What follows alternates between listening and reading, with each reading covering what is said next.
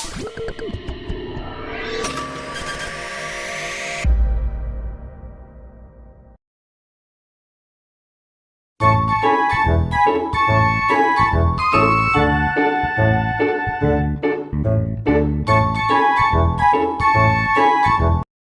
semua, perkenalkan nama saya Maria Herlini Runga dengan NIM 2024-03003 dari Prodi Teknik Informatika Angkatan 2024.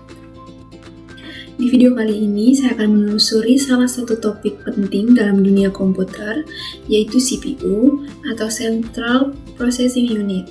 Kita akan melihat perannya serta mengupas satu persatu komponen hardware yang ada di dalam casing CPU, mulai dari motherboard, prosesor, RAM, hingga sistem pendingin. Video ini juga cocok untuk kita yang sedang mempelajari organisasi komputer dan ingin tahu bagaimana sih sebuah komputer bekerja dari dalam.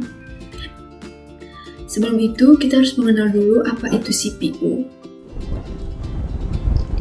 CPU atau Central Processing Unit adalah perangkat hardware yang berfungsi sebagai pemroses data utama dalam sebuah komputer. CPU dapat disebut sebagai otak komputer karena CPU mengatur semua aktivitas dan jalannya semua program termasuk aplikasi atau software di dalamnya. Apapun itu yang berkaitan dengan proses dalam komputer akan selalu diatur oleh CPU. Dengan demikian, tanpa adanya CPU dalam komputer, maka komputer tidak akan bisa langsung melakukan apapun. Komputer tidak bisa menjalankan programnya. CPU secara tidak teknis juga lebih sering disebut sebagai prosesor. Karena itu, saat membaca dan mengenali spesifikasi suatu prosesor, maka kalian sama saja sedang membaca spesifikasi CPU suatu perangkat. Fungsi dari CPU sendiri adalah melakukan operasi aritmatika dan logika terhadap data yang diambil dari memori atau dari informasi yang diberikan dari beberapa hardware. CPU terbilang kompleks dalam melakukan pemrosesan dan instruksi-instruksi yang diberikan. Instruksi-instruksi tersebut lalu disimpan melalui RAM, kemudian setiap instruksi akan diberi suatu alamat unik yang disebut alamat memori. Selanjutnya, CPU dapat mengakses data-data RAM dengan menentukan alamat data yang dipilih. Kita masuk ke bagian komponen CPU. Yang pertama ada casing CPU. Casing CPU biasanya terbuat dari plastik. Beberapa casing juga terbuat dari besi, stainless, dan sebagainya. Casing ini berguna untuk melindungi berbagai komponen yang terdapat dalam CPU agar lebih terlindungi dari debu, panas, air, atau hal-hal lain yang mengkhawatirkan akan mengganggu kinerja CPU itu sendiri.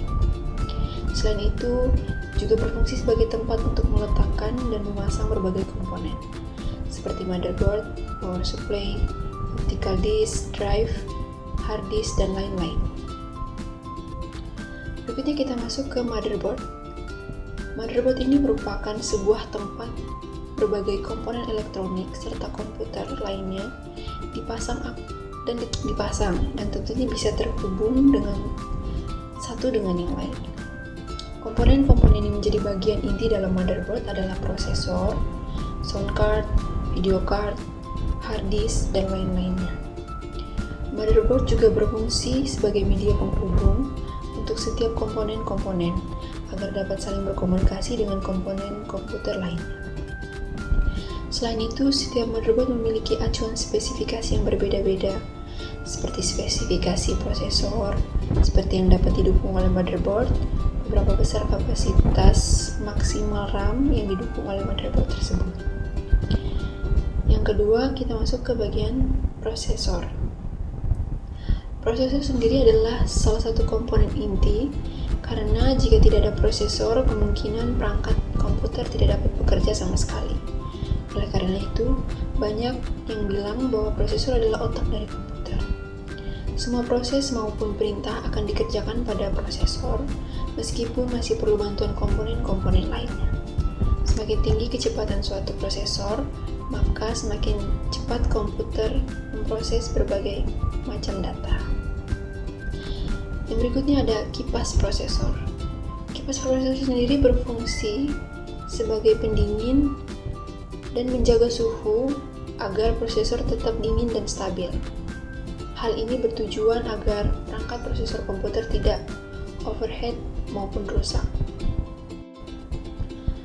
Yang berikut ada yang namanya RAM, Random Access Memory, juga memiliki kedudukan yang penting bagi perangkat komputer, sebab komponen yang satu ini bekerja dalam tempat yang menampung data sementara yang telah diproses prosesor sebelum dilanjutkan ke komponen-komponen lainnya.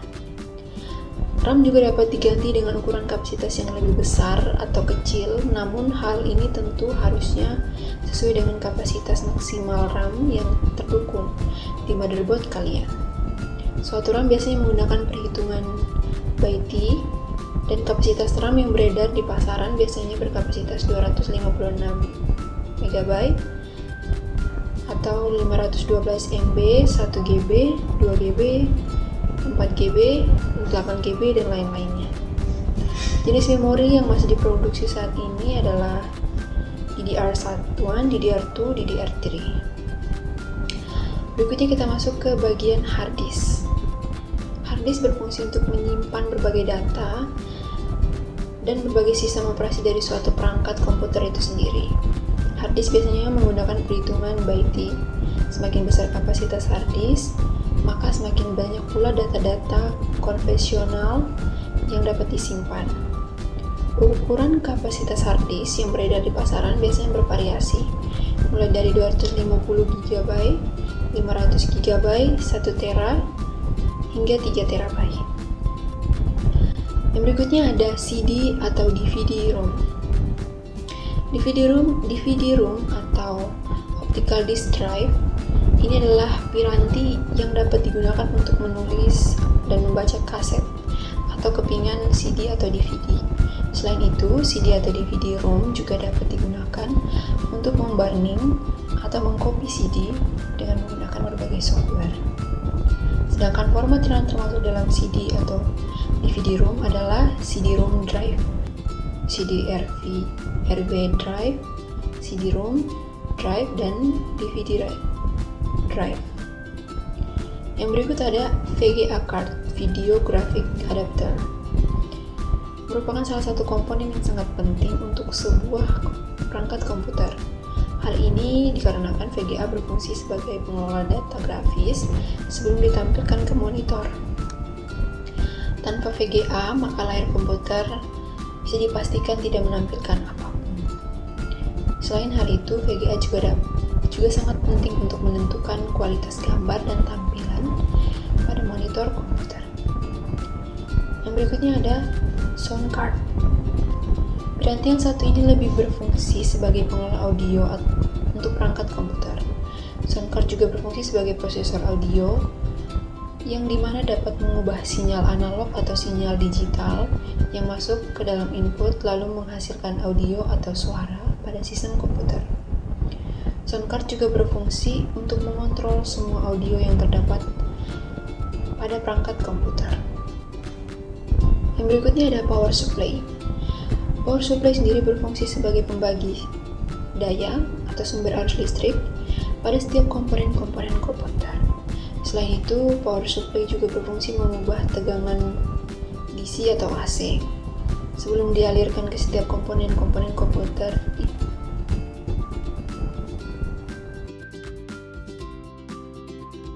Adapun kolaborasi antar komponen komputer bekerja karena semua komponen saling berkolaborasi. PSU mengaktifkan sistem, motherboard menghubungkan komponen, prosesor memproses data dari RAM menyimpan data sementara di SSD, GPU menampilkan gambar ke monitor, sistem pendingin menjaga suhu agar tetap optimal. Ibarat contohnya tubuh manusia, CPU adalah otak, motherboard adalah sistem saraf, PSU adalah jantung, dan RAM adalah memori jangka pendeknya.